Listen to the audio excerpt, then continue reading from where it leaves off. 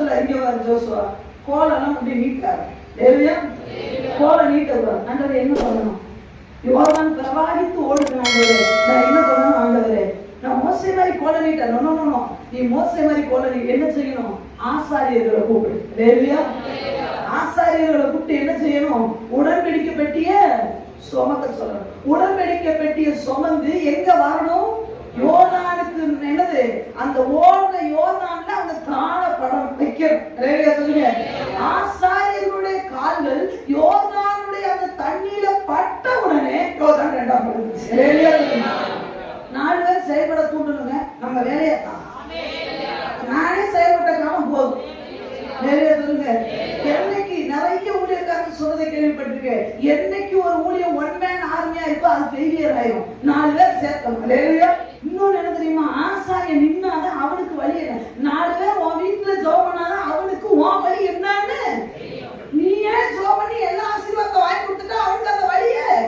மோசேயோட அருமை ஏன் தெரியுமா சனங்களுக்கு தெரியல? அவரே கோலம் நீட்டுவாரு, அவங்க அண்ணன் கோலம் நீட்டுவாரு. அப்படியே இப்ப ஆசாரியன் பெட்டி தூக்கிட்டே நிக்கிறான். ஓடுங்கடா டேய், ஓடுங்கடா, சீக்கிரம் போய் தொலை அந்த பக்கம். இருக்க மாட்டேங்கிறான்.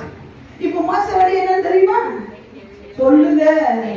நீ உனக்கு போட்டு ஜெபம் பண்ணாதானே அந்த வழி என்னன்னு நமக்கு சொல்றோம். ஊழியக்காரங்களே ஜெபம் பண்ணட்டும். ஊழியக்காரன் ஜெபம் பண்ணா உனக்கு அந்த வழி தெரியாது.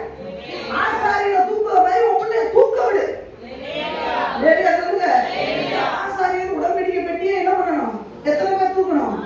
4 பேர் தூக்கணும். எதுல? நடு யோர்தான்ல நிக்கிறான், தூக்கிட்டே நிக்கிறான். இவனுக்கு நம்ம பார்த்துவாங்க. இப்போ அது தானா திறந்திருந்தா கூட அவங்க அவ்வளவு நேரமா ஓடிக்க மாட்டாங்க. வேர்த்து விரும்பு தூக்கி பண்ணா இல்லையா? 2 பக்கம் தண்ணி இருந்தா கூட அவங்க தூக்குற வெயிட் இருந்துக்கு மாதிரி இருக்காங்க. இதை கீழே வைக்க முடியாது. இது அசாடம். ஒத்த காலை மாத்தி இப்ப பாக்கணும். இது வரைக்கும் மோசைய கூட எவனும் பாவம் நினைச்சதில்லை. ஆனா அந்த ஆசாரியன் படுற பாட பார்த்து இந்த அதெல்லாம் ஆண்டன் சொல்றாரு, ஜோசுவா கோலை நீட்டாரு. கொஞ்சம் அமைதியே.